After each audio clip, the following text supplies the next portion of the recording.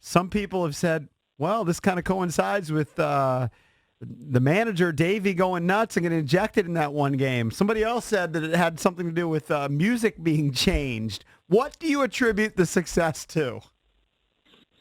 I just think that do with it. I think that we're playing better baseball. If I had to put my finger on one thing that's improved as far as performance on the field, our defense is a lot better now than it was about a month and a half ago.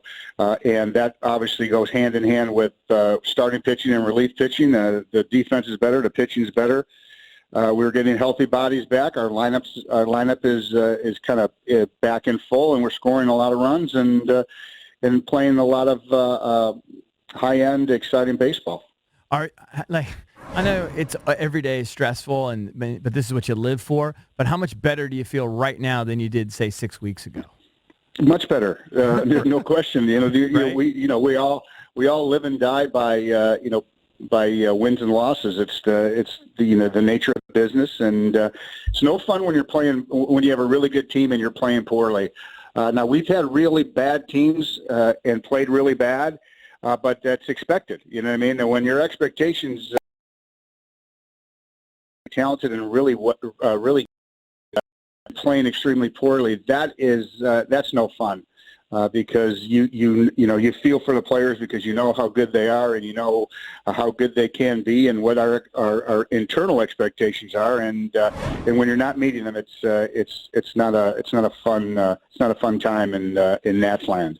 So Corbin, your number 3 starter, you guys paid him a lot of money in the 3 starts, which were rough, and the last 3 he's been lights out, 1.29 ERA in 21 innings.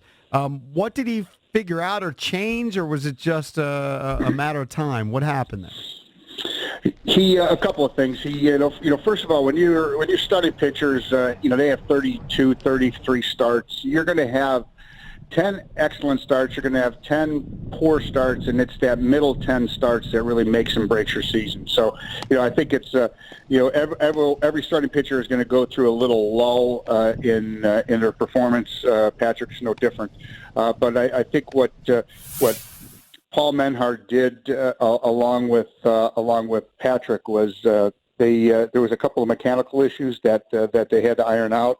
There was as Patrick landed, he was kind of opening up, and he couldn't command his fastball, and it's one of the keys for him as a starting pitcher. So they worked really hard and diligently to kind of fix that little mechanical delivery flaw, and you see him commanding his 2-seam fastball better, which sets up his array of breaking pitches and changeups. So credit to Paul Menhard and the coaching staff, and to Patrick for not panicking and just kind of going about very businesslike, looking at film and fixing what became a flaw in his delivery.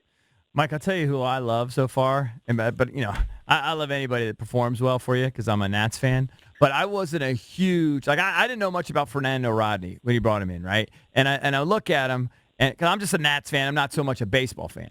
So I look at him and I go, he brings in this 42-year-old guy. What the hell is he doing?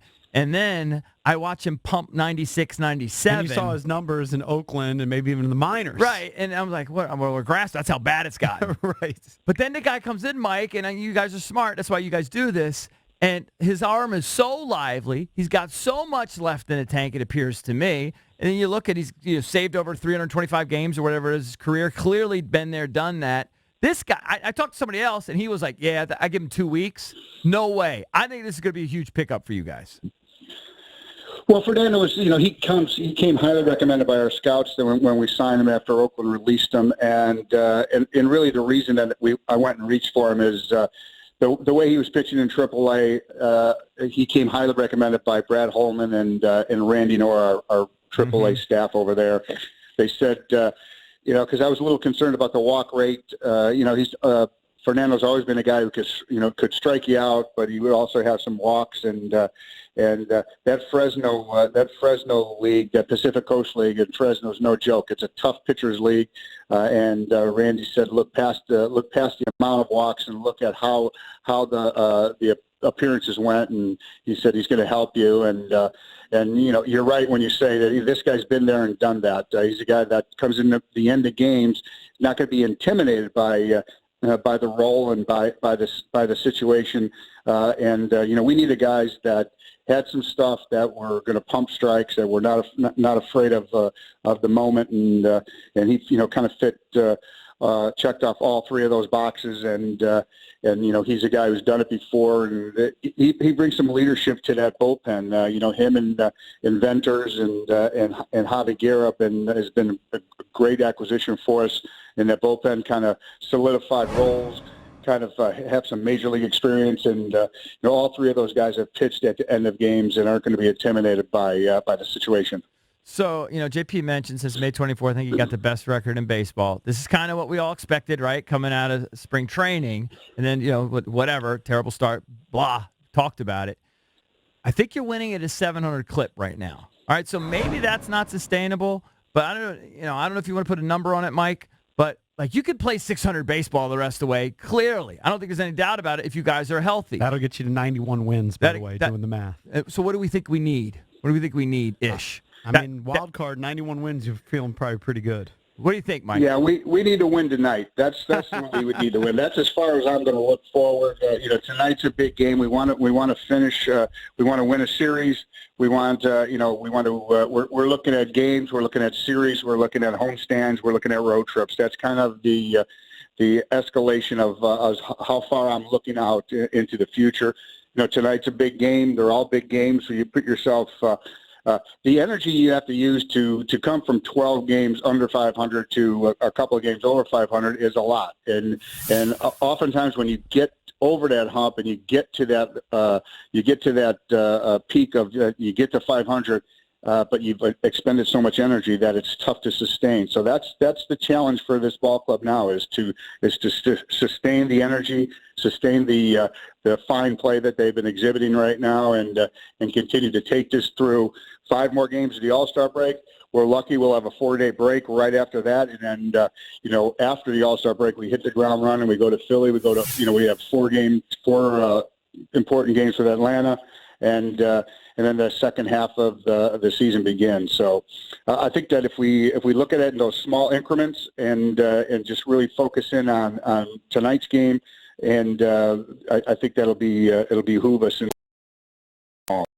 By the way, I didn't explain it very well at the beginning, and our producer, Matt Valdez, really wants some credit for it.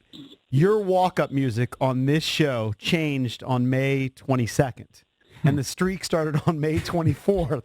So they're trying to attribute the success of the Nationals. It's all because of us, Mike. To changing your walk-up music to Chicago. Jump on the bandwagon, fellas. There's a lot of room on it. We're not jumping. We're driving it. All right, beautiful.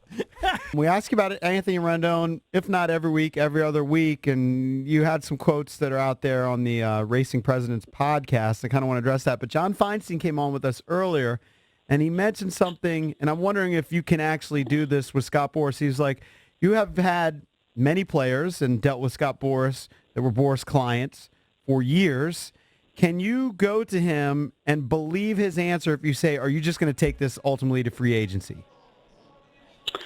Yeah, I think you have to take him for his word. I've done a lot of business with him, and over the years, and we've done a lot of deals together, and I think that the important thing to know is that the agents they don't speak on their own behalf. They're Sure. speaking on the behalf of their client. So you assume that that offers and discussions are taken to the player, and the player ultimately makes the final decision. And now agents and representatives can kind of guide him and give their opinions on if it's a good deal or not. So I think that these deals, like all deals, are have to be player driven. I know that in the particular in the Steven Strasburg extension when we signed him, that was a player-driven deal. He wanted to be here and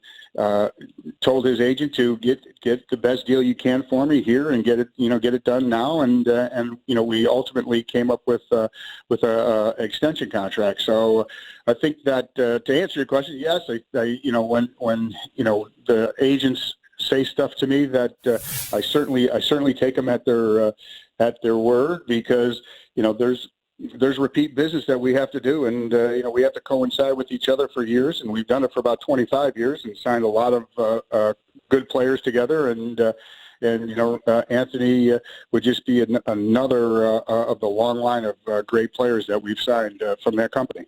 Right, because you said if Anthony Rendon and Scott Boras don't know that we respect him by now, then they'll never know. So I took that as you guys are making some serious offers, and obviously they haven't accepted yet, but they should know where you're coming from.